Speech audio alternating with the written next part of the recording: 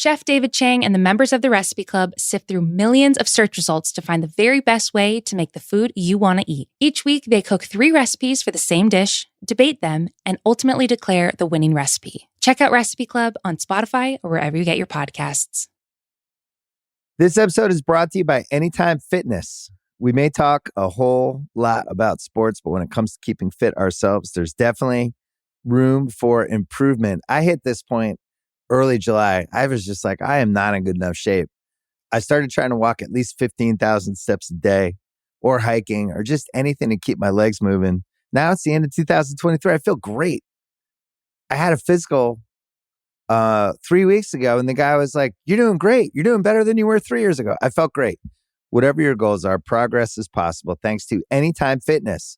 Get a personalized plan and support from an expert coach anytime, anywhere. Visit anytimefitness.com to try Anytime Fitness for free. Start to train for your life. Terms, conditions, and restrictions apply. See website for details. This episode is brought to you by State Farm.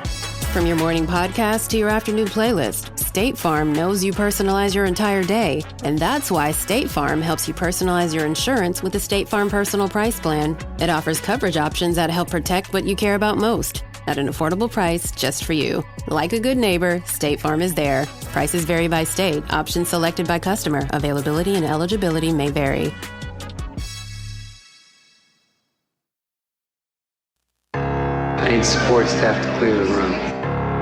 Stand up and walk now. Hello and welcome to The Watch. My name is Chris Ryan. I am an editor at TheRinger.com, and joining me on the other line, it's the new lead singer for Androgynous. It's Andy Greenwald. Listen, I know that it's going to be misconstrued, but it was a fair process. Okay, the lead singer left to attend university at Cal Berkeley through a very arcane admission system that apparently is bespoke. Hollering at a professor. Yeah, Siobhan I mean, if got I into had Cal. known. So I'm thrilled to be covering Mannequin Pussy songs with my new best friends. Thank you. Andy, welcome to the Watch Podcast. This is going up on Sunday night after the airing of the finale of Mare of Easttown. We've got a special interview on this episode with the creator and writer of Mare of Easttown, Brad Ingelsby. We hope to have some more special Mare guests this week, but Andy and I are going to be dedicating this episode entirely to Mare. Hopefully you've just watched the finale because this will be full of spoilers. We're going to do our discussion of the last episode and then we'll get into our talk with Brad. Brad was awesome. It was great to talk to a fellow Greater Philadelphian and talk about what an amazing show this has been. And I guess we'll start there. I gave this 2 thumbs up. I give this like all the sort of hosannas you could throw at it. I think that over the last couple of weeks, we've talked a little bit about some of the stop-start nature, the sort of needing to conform to mystery tropes and prestige mystery tropes that the show had kind of gone through, in some cases bucked against, in some cases embraced. But this final episode reminded me most about like the first episode. It went back to that feeling of an incredibly lived-in world, of real relationships between real seeming people. And even though it had a lot of twists and a lot of fake outs, I thought it was like a really, really emotionally satisfying finale. I couldn't agree more. I loved it. I was so impressed by it. And as I mentioned to Brad in the interview that we're going to run later, and as I've been saying for weeks, I've found processing the show to be so interesting because it just keeps cleaving into left brain and right brain reactions, where I am at once kind of gobsmacked by the structure and the technique and the talent involved with pulling this off. And then probably more powerfully, which I think is the goal, swept away on a tide of genuine emotion. And both of those things are hard to do in a TV show. And I think very rarely do you get a show that can do both and can peak on both sides of the ball, as the coach of the Lady Hawks might say, right when you need it most in crunch time in the finale. So we will get into the specific twists and turns, but I just want to say that this finale was kind of a masterclass in having cake and eating it too, because contrary to what many people might have thought heading into the finale from a cliffhanger, that whole cliffhanger, that was wrapped up in 10 minutes. Mm-hmm. We went right at it. No one got annoyed. No, it didn't overstay its welcome. We were rolling around to the fishing spot. John just answered all the questions. he answered all the questions. And then what's fun is that Ingelsby and Zobel and the whole team are playing with our expectations, because part of me is like, I'm good. Like, we don't need more. John did it. Now we can spend the rest of the time with Mare sorting out her shit, and that would be satisfying. And yet, a lot of time left on the clock. Mm-hmm. A lot of time left on the clock. So there's another shoe left to drop. So you're feeling both sides of it. You get the resolution, you get the emotional payoff of that juicy middle section that has the incredible Jean Smart Kate Winslet scene at lunch. You get the fun of Frank's wedding. Even Faye gets to say a line, which was long overdue. Shout out to her. But I believe that's Michael Shannon's wife, by the way. Have we mentioned that on the podcast? Oh, I didn't know that. An actress in her own right. I mean, just the cast is so stacked that you can have talented stage actors just in the background doing what they do best. But actually not even what they do best, just doing. And then there's potential for more. Anyway, so that's all of which is the brain that's the not creative brain? Right brain? I only have one of them. I only have the creative side, so I don't know. Okay, so yeah, so I don't even know. If I had that brain, I would be able to tell you which pole. The other half of it was, as we've said from the beginning, it almost didn't matter because the emotion between, particularly obviously building up to the Mare and Laurie scenes, the seriousness and respect with which the show treated the heaviest of possible scenarios and put them in a position to, and again, this is something that Brad will speak about with us later, remind us that the show was always about very unfashionable ideas like kindness and mercy. I thought was a gift. I thought it was just artfully done. I was much more moved than I even expected to be by it. And I thought it was a really wonderful example of a finale using its time to remind people and to really firmly establish what the show was always about. And despite all the fun we had scurrying down Reddit back alleys and conspiracy theories and who did it or who else did it. Are you still on Siobhan Island? You still think there's some questions that haven't been answered? Look, not only am I not on Siobhan Island, I won't step on it here. That's true. No extradition laws in California, as you and I both know. I won't step on it. Brad very respectfully pointed out something to us that I ignored conveniently to be like Siobhan is a criminal mastermind when in fact she has always been set up as the opposite. Yeah, angel of mercy. Yeah, it's really something, and I was really appreciating the show just as a work of art on its own right, but also as a corrective to what a lot of years of dark prestige television has done to us and done to our TV watching brains. You know, last week we talked a little bit about both wanting to and wondering whether there was ever a different episode order for this show, if there was ever a version of it that was 8 episodes or 9 episodes or 10 episodes or a little bit more expansive, because I think that, you know, there have been moments where selfishly I've just wanted to spend a little bit more time in like just soaking in it. Like that was my favorite thing about the first episode was the way in which it just basically followed this woman as she went through her basic working day, you know, and we just got to visit all these different parts of the city or the town, and we got to meet all these different people through her eyes. And I thought that the end of the season kind of returned to that feeling of this is Mare just kind of like talking to her daughter and then going to talk to Laurie or whatever. But I actually think, you know, it's worth revisiting that conversation just because you could make the argument that there are 3 episodes in episode 7. You know, there is the John Billy resolution, there's the Ryan mystery, and then there is Laurie and Mare and Siobhan leaving and Mare's emotional and Mare's sort of like, yeah. And now that mirrors more, I think, an episode of like a season of The Wire. So where The Wire kind of culminates in the second to last episode, and then the 10th episode is kind of like, where are we and where are we going? Mm-hmm. Did you find yourself wishing that there was a little bit more room to breathe in this episode? Or did you think that like the kind of the sort of sharp left turns it made worked well?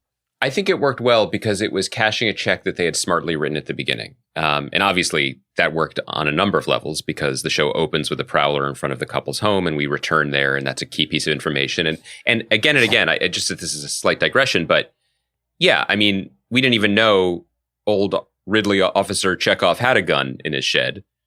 It didn't matter. We knew we would come back there at some point, but there's a version of that where you feel manipulated, and there's a version of that where you feel gratified and thrilled. How exciting to see that circle squared off in that way. And the show did that again and again, even to the point, I believe, and I'm curious what the internet reaction is going to be, but I think the leading theories were John did it, John and Laurie did it, Ryan did it. Well, all of that was true. Mm-hmm. And it didn't feel cheap. It kind of felt earned. So Ryan was in the mix. Ryan was definitely in the mix on, after watching the show, I did check out some odds makers, and Ryan was in the mix because like with a lot of the characters, the camera lingered for a long time on a lot of them, which was good because it created a world, and it was also good because it created potential suspects. But to specifically answer your question, sorry, that I think that the thing that The check that the finale cashed was based on the show's deep attention and respect for a large number of characters. It was a large community, and we were invested in so many people.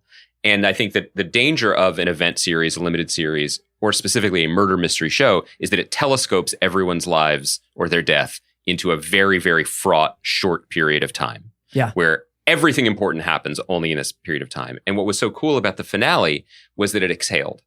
It breathed. And I think that that was deeply respectful, because the show is, for as much as it was about finding those girls, for as much as it was about solving Aaron's crime, it also was probably more interested in Mare working through a absolute atom bomb of emotional fallout that was living inside of her. And you can't do that in 5 days, 2 weeks, or whatever the time span of the series is. So I didn't feel cheated at all. I felt thrilled that time was moving now, and that and we had a larger sense of where people were, and that this wasn't the defining moment for any of them necessarily.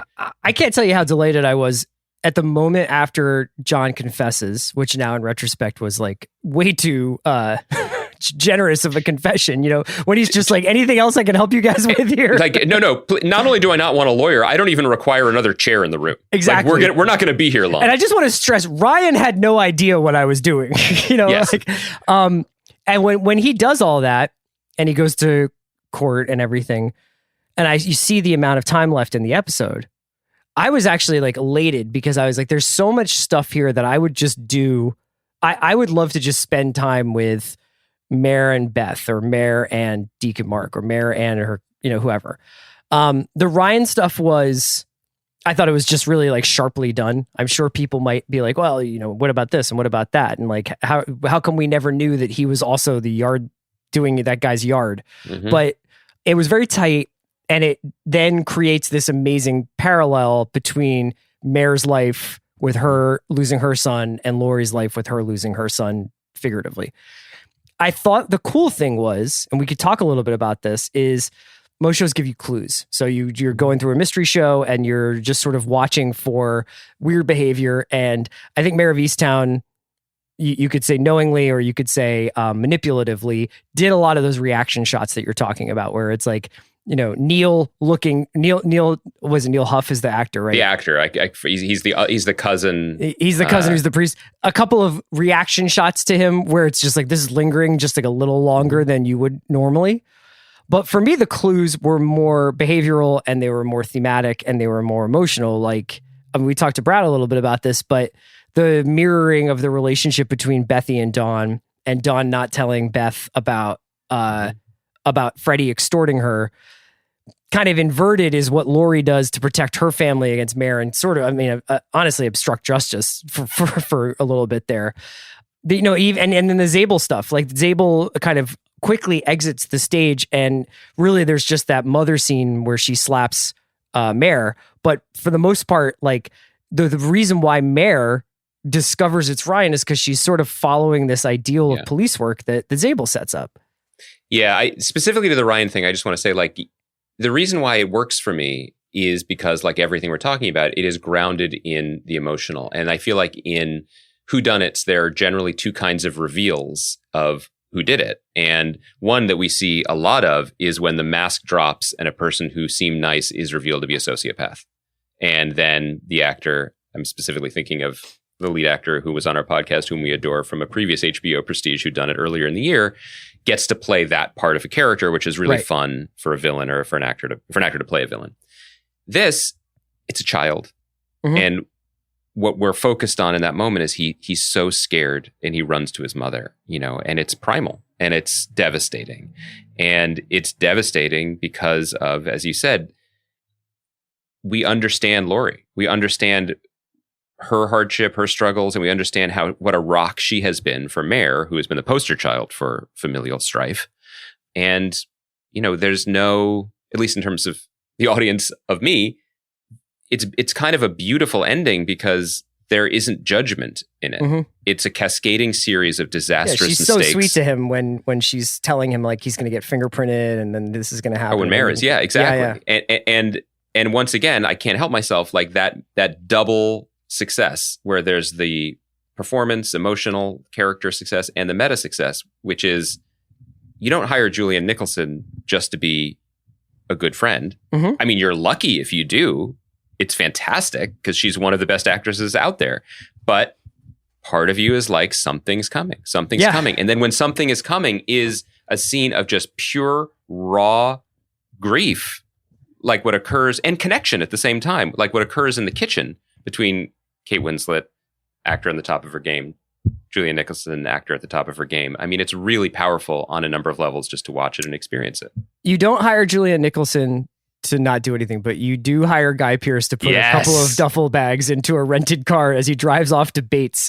First of all, I didn't know you could rent Miatas. Second, I don't know if people can hear this, but usually beach volleyball is not an audio game. You don't listen to it on the radio, but I set up something there and Chris spiked it, and that was without communication. Let me bounce a theory off of you. Okay. Mare of Easttown is actually a time travel story about the origins of Richard's writing career. Because he's formerly known as Ryan. He goes to juvie and discovers a love of writing. Wins later on, becomes this great novelist. Whoa. And then time travel has been invented and he goes back in time to see his young self become a writer. So when we were saying that Mare of Easttown is dark, we were actually saying it was the German show like Dark. The Netflix show Dark. I just thought I would point out that it's incredible. If you could choose right now, if you could choose between a 1-year contract to teach literature or creative writing at Bates and being in a relationship with Kate Winslet, what would you choose? Well, Bates is in Maine, right? No, come on. Of course. There's not any question. My guy seems to be the happiest he's ever been. He's a great supporter of local businesses, all the hoagie shops, as well as the one basket store that sells hoagie-sized baskets. So I do want to focus on this. My main reaction to the revelation that Richard wasn't even a red herring, he wasn't even a fish, he was just a minor supporting character. Just a guy, just a nice guy, was that this was probably the all-time HBO casting flex, where, and again, there's a meta element to this too. Well, if you can pay for a world-class actor to play this small-town part, baked into that is, well, there's another big honking, flashing light that will draw people's attention, and that's fun. There's nothing wrong with that. I'll say that in the scheme of things, you can sort of see the perspective that the character was there to offer an open door to Mare. Maybe not as beautiful an image as the open attic door at the end, but there is another way. There is a way forward. As she says to, I'm forgetting the guy's name, the cop who had the gun, who lost his wife, Betty's husband, it doesn't get better, but you learn to live with the unacceptable. And then by living, there are other things that happen. And that's kind of what life is. I get all that. I think that I did go back and determine, because I think we were also kind of, hopefully in good spirits, poking fun at the fact that a lot of the Guy Pearce scenes seemed set in completely different seasons as the rest of Mare. There's a feeling where I think the Guy Pearce stuff and the therapist stuff feels like a little bit in a band outside of everything else. What I can tell you is that when Mare started filming in late 2019, early 2020, whenever it exactly was, I think it was early 2020, a British actor named Ben Miles, who's on The Crown, was playing the part of Richard. And then when they reconvened post-COVID, Guy Pearce was playing the part. And my assumption is, I don't think I'm breaking news or telling a secret. COVID regulations. He couldn't come back, scheduling, maybe he was working, or maybe he couldn't travel. Guy Pearce was already in Philly. But that's the piece that we need to get to the bottom of. And we should tell people now, we ran out of time with Brad Ingelsby. We could not get to that specific question, but it's weird. He was a nice guy. But you're joking about, would you rather go to Bates or be in a relationship with Kate Winslet? I think the more relevant question is, would you rather star in a middling feature film or just have a couple scenes with Kate Winslet for an HBO show? I think you choose, for both scenarios, you choose Kate Winslet. It speaks to the different directions this could have gone. Yeah. All the different ways in which this could have gone. There are enough sort of hints and feints at different characters, whether it's Deacon Mark or Frank or Dylan, where you're like, oh, maybe it's this person, maybe it's that person. I think that, when we talked to Brad about this, we'll get to our interview with him shortly, but you were really articulate about the idea that this show is ultimately about kindness, that this show is ultimately about mercy, that this show is ultimately about forgiveness. How do you balance wanting that, versus all the characters at once seemingly coming to like a kind of place of emotional clarity. You know what I mean? In their own way, where Dylan's showing up at Lori's door and is like, here's $3,600 for, you know, this kid's checking account, or, you know, Helen finally saying to her daughter that, like, you know, the things that she's been blaming for herself about are not her fault. I think that I'd like to answer your very sharp and specific question with a large cloud of generalities. And what I mean by that is... Well, you didn't write the show. I guess I mean more like there might be some people who think, hey, like all of these people arrived at this same moment of clarity. I love the question. And I think my answer is basically, I feel separate and apart from the show that I think we may have gone too far culturally. And what I mean is, or creatively. And what I mean by that is, Picasso could be Picasso because he could also paint a still life.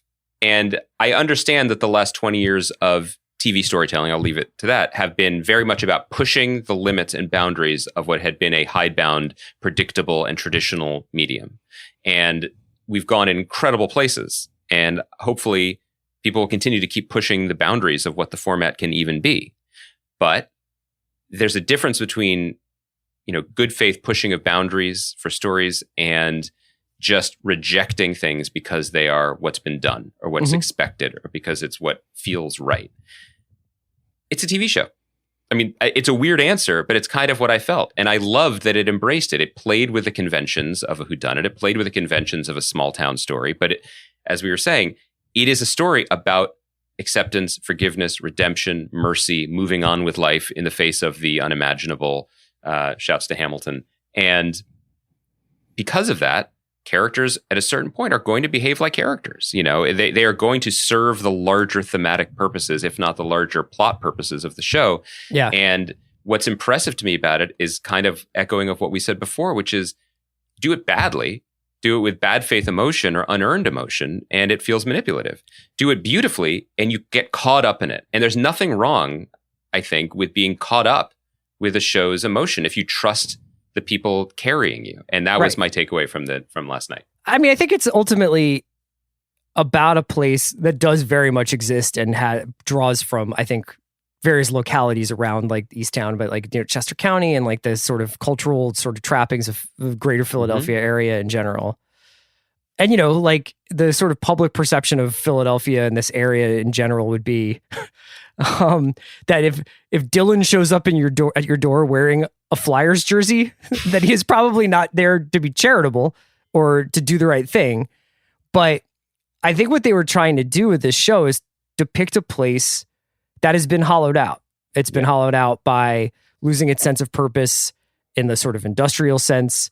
It's been hollowed out by opiates. It's been hollowed out by the collapse of institutions.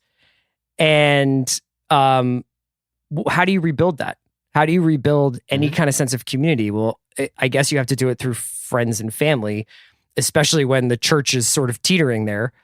And that's what Deacon Mark is kind of talking about. You know, it's just like this community is it's really basically only as good as we make it. You know, there's not some other entity that's going to make it any better. And I think that's a really powerful thing to talk about in 2021. And it can get hokey at times because you have everybody kind of rowing in the same direction. Yeah. You're going to notice. I totally agree with you. I think there's two different modes of storytelling when it comes to depicting hardships.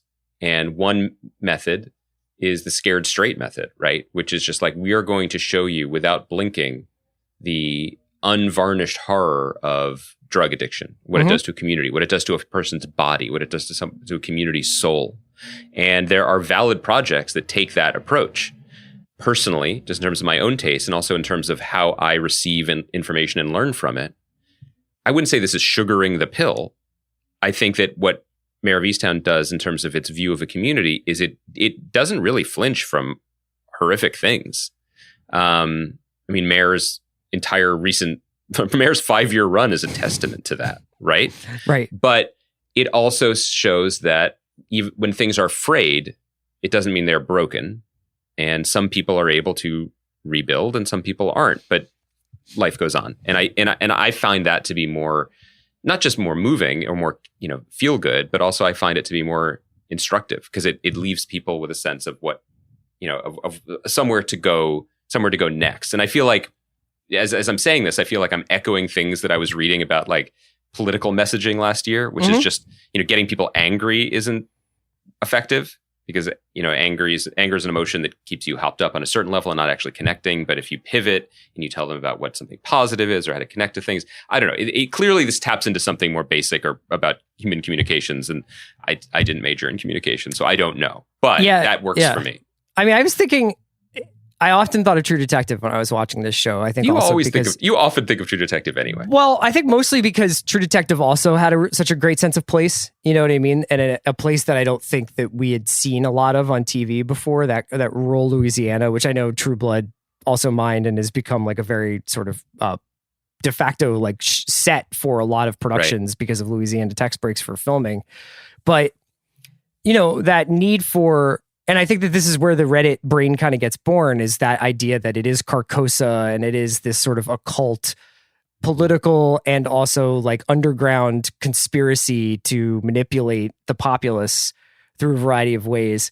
And so that's where our mind starts to go, is like it starts to go towards the church, or it starts to go towards this cabal of like, disaffected dads in the community, And it ultimately wound up being the simplest of explanations, which is just like a kid who lost control of his emotions and then a bunch of people covering up for that. What did you think of it as a crime show? What did you ultimately think of Mare in terms of like how it sort of played the game and also changed the game? I mean, I don't want to repeat myself. I also feel like this isn't a surprise. Like I loved it as a crime show because, as we say repeatedly when we talk about our favorite crime novels, they're always about the community. They're always about the vibe. They're always about the language and the atmosphere and the experience, much more than they are about the TikTok of who did it, when they did it, and why. Instantly I was just on board because I actually just recently gifted you one of these books. I wanted to mention it before we finish talking about the show, but there's a series of novels by a writer called K.C. Constantine. It was that's the initials K.C. Constantine, like the ill-fated on screens DC Vertigo, much beloved anti-hero. Yeah, I think so. Who wrote? I don't believe he's still with us, and it was a pseudonym, but he just wrote like 36 mysteries set in small town Pennsylvania near Pittsburgh, where everyone kind of knows each other, and then terrible things happen, but then also there's like a tomato crop to handle, and they're wonderful and they're completely lived in. And so I immediately was on board for that because it felt like that. Like half the crimes are her high school best friend's brother is running around, or as we heard in this last episode, there's a cat litter situation. Right. You know what I mean? But then also sometimes really horrific things happen. And I think the show did handled it correctly. The balance between this is more workaday level crime in a community with our main character has to be a superhero, which it has to, like, again, that's a convention. She has to be. Yeah. So I really enjoyed it, and I enjoyed that the way the information was doled out in such a way and the emotion was doled out in such a way that I felt it was an appropriate pace for the investigation, but the emotion was such that it kept me focused on the right thing, so that if you ask me about like Mare's, did she handle this procedure correctly in episode 4? I don't remember. Right. No, I don't think so either. I think that I'm curious to see whether now, with like the benefit of hindsight, looking at the complete statement of the show, I have to take some time myself to even think about it. Is like this, like Zabel is at once like the X factor of the show. I think he totally changes the energy of it. He arguably steals some scenes from Kate Winslet at times, especially when they're in bars together. But at the same time, his death kind of is the turning point of the show, and whether or not the show totally grappled with Zabel getting executed. Like, I think that is, I think I care less about it now than I did a week ago, if that makes sense. Yeah. I mean, that was the show in a way. The Zabel character's arc was the show's biggest swing. And in a way it was a victim of its own success because, I mean, Evan Peters crushed it. Like, that's career redefining role. That's like, Aaron Paul on Breaking Bad. You're just like, oh my God, like, I didn't know he could do this. Yeah. And now I just want to keep watching him. And then because it was, this is designed as a 1-season show, they did the thing that Vince Gilligan was going to do to Aaron Paul in the first season of Breaking Bad, but without multiple seasons to handle the ramifications. I think that much like we're paying so much attention to Richard because we recognize the actor. Evan Peters made such an impression that I don't think the show was almost prepared to handle his absence because the gravity wasn't intended to swing that far in his direction. The result of such an incredible performance was the show's weakest episode falling in an odd place, which was the penultimate episode, But again, the last episode spanned so much time, and then there was so much stuff for Mare that the fact that he and the emotions of his loss and everything went into the rear view relatively quickly. It's one of those things that if you poked at it like a scab, I think I could be on board with nitpicking it, but I was ready to move on once this episode hit the ground running the way that it did. Do you want more? More Mare? Mm-hmm. I stand by what I said before, and for people who wonder, we asked Brad this directly in the interview, so we won't step on his answer, but there are no rules in TV anymore. And he doesn't need to say. No one needs to say. Nothing ever really dies on television except maybe Detective Zabel. You just got to pull the Larry David. You never cancel yourself. You never self-cancel. Just, if and when there's another story. I mean that in the traditional sense of canceling a television show, not in the cancel. Yeah. If there's another story, how fantastic. And HBO is I would like to think that all streaming services and or networks would behave this way, but HBO has a history of being artist friendly and creative friendly, and they're not just going to green light something unless there's a reason to do it. I mean, maybe the overlords at Discovery who are about to get the keys feel differently, but you can kind of tell, and we could pick this up in the interview with Brad and in our interview with Kate. We don't know what goes on. I mean, productions are challenging and hard and people lose their temper and whatever, but this has good vibes. Like you could feel the good vibes from the people who worked on it, their affection for it. You could feel it. I know that's kind of touchy-feely, but you get that sense from watching it, and just the deep, deep bench of incredible performers who contributed to it. And, I'm realizing, just to say, I don't think we've ever said the name John Douglas Thompson on the podcast. He plays the police chief. Wonderful actor. Yeah. One of America, if not the world's great classical stage actors, who rarely does TV or movies, although he was the weird doctor in that Meryl Streep Soderbergh boat movie. Oh, yeah, that's right. And he's just crushing it quietly, on the show. Or Joe Tippett, who plays John. It's a really complex and nuanced performance. Anyway, all this is to say, when you capture lightning in a bottle, you don't need to go out and capture more lightning. But hey, you did it once. So yeah, I want more. I just don't. It would have to be a different show. I don't think people would be able to kind of. I don't think it would work if it was another family close to Mare embroiled in a sort of Byzantine totally murder investigation. But I think that there's more stuff there. It just feels like a bigger story to me. So I do hope that if they love doing it, that they go back to it. Let's get into our interview with Brad Ingelsby, who was nice enough to spend a half an hour talking about his creation with us. This episode is brought to you by Mint Mobile. New Year's resolutions are fun the first couple of weeks. Then you kind of maybe conveniently forget about them halfway through January. No shame. It happens to us all. But this year I have a foolproof plan, at least when it comes to saving money. Just switch to Mint Mobile and you're done. Goal accomplished, because for a limited time, their wireless plans are $15 a month when you buy a 3-month plan. The great thing about Mint Mobile is there's no jaw-dropping monthly bills or unexpected overages, and all plans come with unlimited talk and text. Get this new customer offer today at mintmobile.com/watch. Additional taxes, fees, and restrictions apply. See Mint Mobile for details. It's a testament to how much we loved it that I needed to come back to Philadelphia to do this podcast. Yeah, he needed to soak it up. I'm doing this from Fairmount, so I hope you. Oh my gosh! If he moves his screen, you'll just see the floor is littered with tasty cake wrappers. It's like we are embracing the culture. So that's so good, guys. That is so good. Andy and I are so honored to be joined by Brad Ingelsby, who I believe is our first Villanova alumnus ever, if I'm correct. We efforted for Kyle Lowry, but he was unavailable right now. But Brad is the creator and writer of Mare of Easttown, which just concluded its majestic run on HBO. Brad, thank you for joining us on The Watch, man. Of course, guys. I really appreciate you having me here. And Brad, your congratulations on the achievement. We're recording this on Thursday, and you are now 3 days away from the finale airing for this project that I know has consumed your professional life for a number of years, more years than you anticipated when you got into it. the audience will be hearing this after finally seeing the finale. People were dying to find out what was going on. They were desperate to hear the conclusion. So clearly there's only one place for this interview to start, and it's this. How about them Sixers? I mean, 2-0 right now. I'll take it. Although the Westbrook thing was a little is concerning. The popcorn a little spill there. You know, that didn't go over well. It was a little on the nose. I don't even think you would have written it that way. It was a little on the nose. It's like, welcome to Philadelphia. Exactly. Oh, goodness. I thought we'd gotten past it. No, we're both thrilled to have you and mortified about our own existence all at once. So, jokes aside, so I feel like we obviously want to talk to you about the series as a whole. We loved it. We sunk into it. We're so excited to be talking about it. But it's always best, I find, in these conversations that air after the finale to kind of start where we left the show and to start with the finale.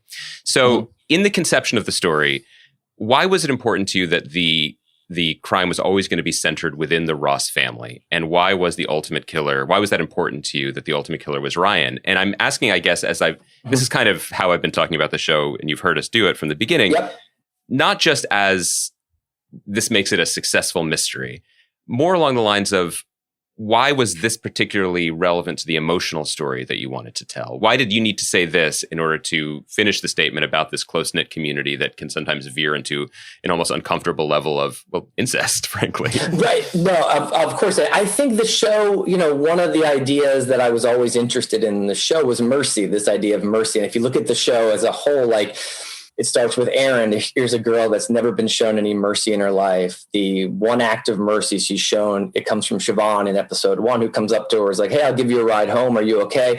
And she's so beaten down by life and her circumstances in life that she doesn't know how to accept it. And so she walks off into the woods. And ultimately that night is when she gets killed. Now, obviously, it's not just a rejection of that, of the gesture that gets her killed, but it was an idea of mercy that I wanted to plant early in the series. And then I wanted it to pay off as much as possible, as emotionally as possible in the ending. And I think, so I had all these characters in my head for about 8 or 9 months, but I had no idea how to end the show. And I've watched enough of these shows to know that, you have to stick the landing in order for the audience to feel like it was time well spent. And so it was like, okay, what's an emotional ending that is surprising, but also is very much, within the themes of the show. It can't just be this ridiculous ending that doesn't, that feels totally outside of the world and the relationships we've created.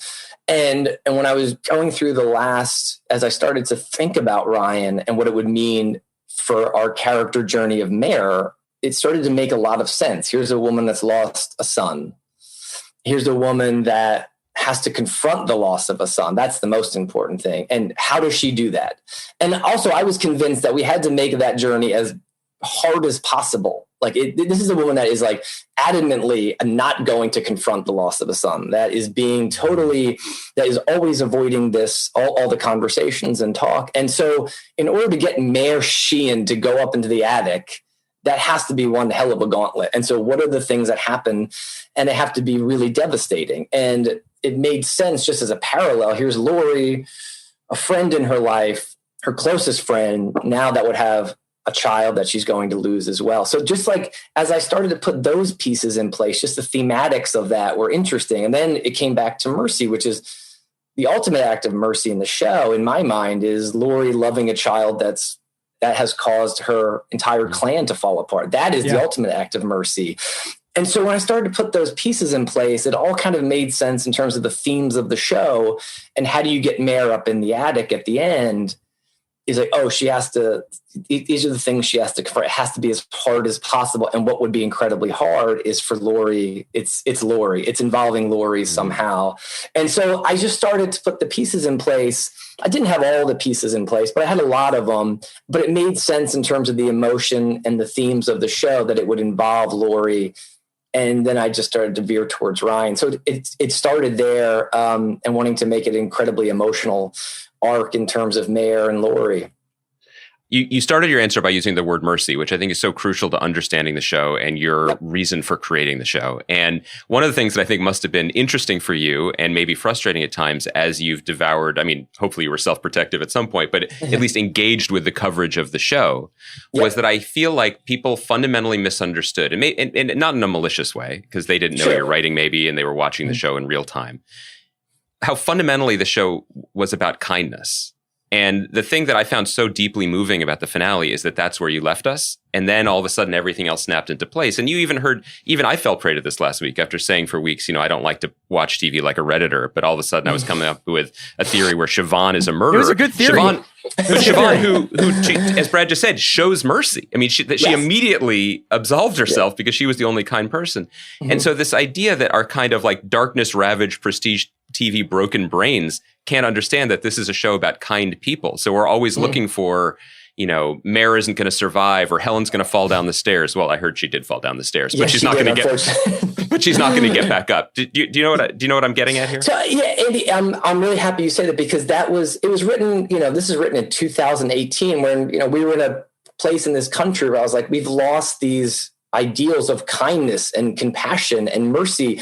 And that was really what the show was about. Like, it really always was about mercy. And I remember having these conversations with our producers early on, and it's listen, it's hard to, how do you visualize mercy? Like, it's often hard to have that as a theme in a show and have it be engaging, but it was always a show about mercy and kindness and compassion and how we need to take care of each other. And it was always about those things. And it took some dark turns, and I understand why audience have been trained to go down those holes and try to pursue the crazier and darker assumptions and theories that they have. But it was always a show about that. And that's why, in fact, the earliest script ended with Mare and Laurie on the ground in the kitchen as like, this is what the show was always about. And then we realized, well, yes, but it's also about this woman who has to confront this thing, and that she has to ascend, and then it became clear, okay, it has to end there. But the earliest scripts ended with that image of the two of those women on the floor and Mare holding her and saying, "I'm here," which is a callback to the earlier homily when Deacon Mark says, "I'm here," which is a story that my uncle told me. That's a true story. My uncle was a priest at Merrimack, and that incident happened to him where this woman came running up to him and said, F your God, F him. And he said, he's like, I was so young, I didn't know what to say to her at that time. And so, but I'm so glad you say that, because it was always that show. And I hope that the finale, if people lost track of those ideals and themes, I hope the finale is a way to come back to them, because that's what I always intended the show to be about. I loved how the finale had callbacks to earlier moments in the series that weren't necessarily like clues. They were more like, I was struck by like Mare and Laurie's relationship at the end of the show mirroring Dawn and Bethy when Dawn decides not to tell Beth about Freddie extorting her as like an act of kindness, as an act of mercy, but this bond between these two friends. And even the way that Mare goes about the last episode and sort of investigating and not letting go of this idea that there's something wrong with John's confession, or that there's something that doesn't add up, kind of reminds me of what Zabel's ideal of detective work is. He's just like, you just have to keep working. For you've done a lot of feature work. What's it like to kind of plant those seeds in episode 3 and episode 2 and episode 4 and kind of hope that people see it in 7? That's I've always seen myself as like, I'm not the smartest writer. I lean into setups and payoffs. Like that is my go-to. And so I really wanted 7 to be a series of payoffs. Like, and the biggest one of them all is like, here's this security console that we set up in 1, that we come back to in 3, then we're back in the house in 5. So we have all the check-ins that an audience would need to remember the house, at least, not necessarily the console itself, but like, and then it's the payoff, right? It's like, okay, she erased the thing. Now it's going to be there in 7. And so I think that is a great joy that I have as a writer. Like, I am huge into setups and payoffs. And that is what I try to do. And in the finale is have those payoffs. Even I think the biggest payoff is Laurie on the bench with Mare in episode 4, I think, saying like, I won't let you. And then at the end, it's like, I'm not going to let you. I'm playing that. Yep, exactly. So it's really a setup. It's really a series of payoffs that I hope are earned. That's the thing. Like, are they earned or are they cheap? I hope they're earned, and I hope they're emotional. And so we'll see what audiences think, but I'm glad you guys have liked it. I'm glad you guys liked it. Well, no, I mean, I think I'm pretty dazzled by it because I think they're the two most difficult paths that are necessary for a successful script are structure and emotion. And often people excel at one or the other, or one is at war with the other, or sometimes people feel like they're incompatible. And again, you probably heard this in the kind of schizophrenic way in which I kept approaching the show, which was loving it and being lost in it, but also wanting to take a step back and saying, oh, look what he did there. And I guess it's sort of a wide-ranging, almost general question about how you structured the show, because even within the finale, you had cake and ate it, meaning you wrapped up everything in the first 10 minutes. And I paused and I was like, I would be satisfied with this. I'm okay with it being John. And then look, check the timer. Oh, 50 more minutes of just Mare going to Chuck E. Cheese or whatever. I would love that. But you're also playing with our expectation. There's a lot of time left on the clock. There's something else left to go. Similarly with the two cases, you had the propulsive momentum of it, that led to that incredible finale in episode 5. And then that allowed space for the slow burn of the more emotional story you wanted to tell. So somewhere within me pointing out things that you did, like the Chris Farley interview, I believe there is a question about how you balance the two and how you managed to pull it off. It's a great question. And I think structure was, I gotta be honest, in terms of writing movies, I've never been a big outliner. I've always kind of said to myself in a movie, I know where it starts emotionally and I know where it ends emotionally. And I can kind of figure out, I have some scenes in between, but I've actually never been a huge outliner, only because I have had the experience that when I outline things and I have a shopping list, then when I get to writing, I'm not allowing myself any room for discovery, because you're kind of like just checking off all the items on the shopping list that you laid out. And you're like, oh, this is the scene about this. Whereas I like to sit with the story and characters tell you things that you didn't expect them to tell you when you had the initial idea. And so I actually love that there's a moment of discovery. But in this, like, I had to use a different side of my brain because the structure was so important and it had to be so carefully structured. And so it was using a side of my brain that I really hadn't done before. And even the finale, so we restructured the finale. Like, we totally restructured the finale, because what we saw in the finale was, I could see a structure that we had to go with, which is that you split the two people apart. It's Mare and Laurie.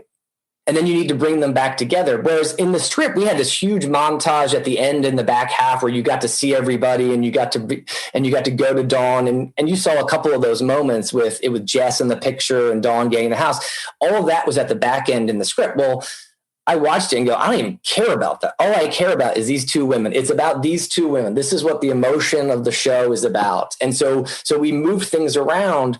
And so that the focus in the beginning is the fractured relationship, and then the story kind of expands again, and then it comes back down again, and then the focus narrows. And so I think it was an awareness of structure, but then an awareness of being like, okay, what's working here and what's interesting to audiences. And I think being smart enough to say, hey, that structure you had in mind isn't working, but we have enough good stuff here that we can, essentially restructure it and use some of that to make the emotion even stronger. For a good example of that is the 5th episode.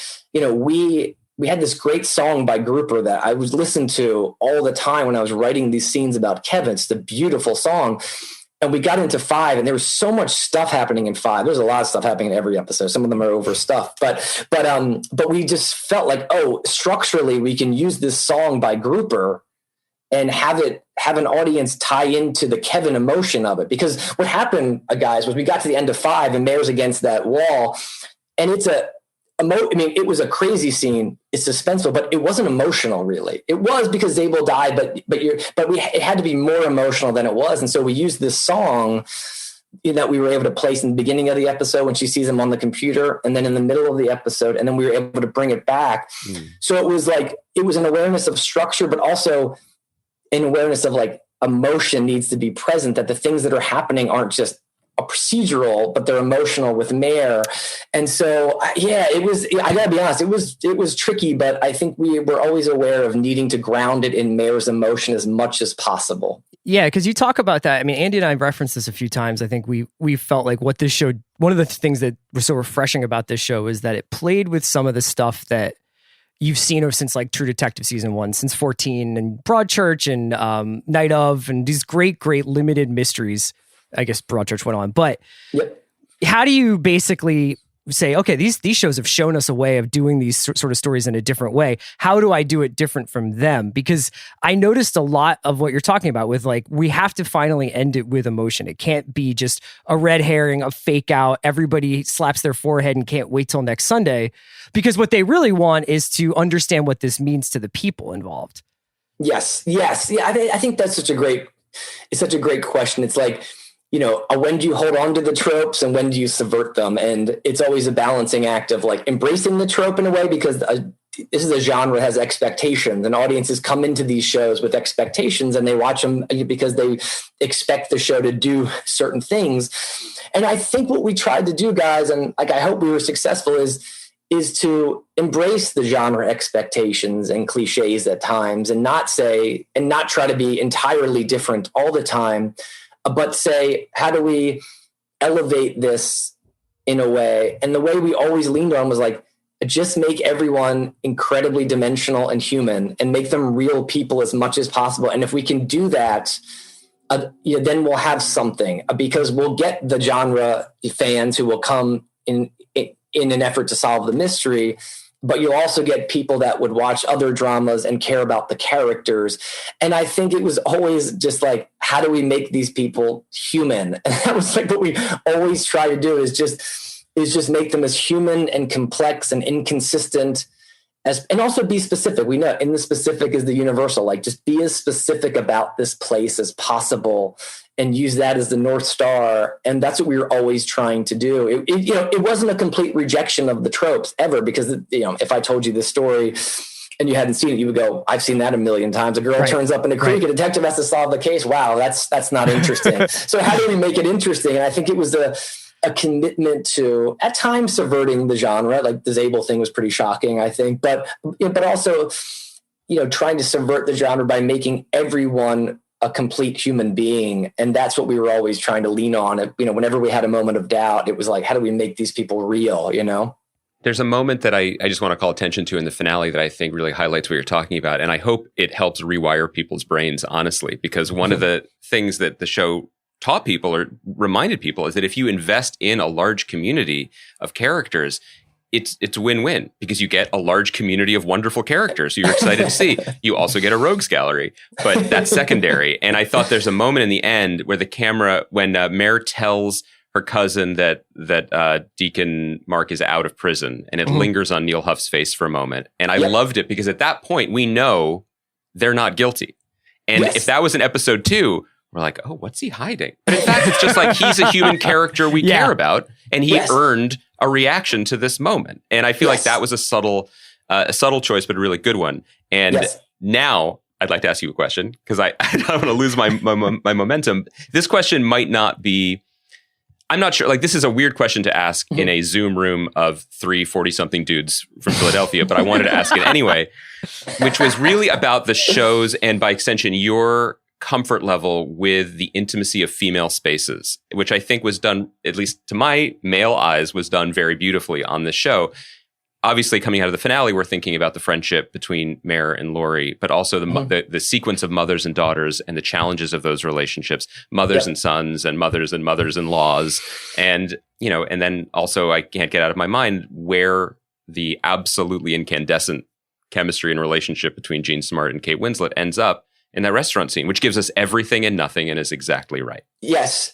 Well, I'm so hopeful that all the women have the same emotion you have. And like, I hope they think we've done them justice. Cause that was, it's all the, like, I wouldn't say all the men, but a lot of the men in the show are pretty awful. And I think I would say the joy of writing the show was to write all the female relationships. And that comes from being surrounded by women as a kid, and, just going over to my aunt's house, and my mom had 3 sisters, and we would spend every week, once a week we were at my grandmother's house in Drexel Hill. We were all eating dinner.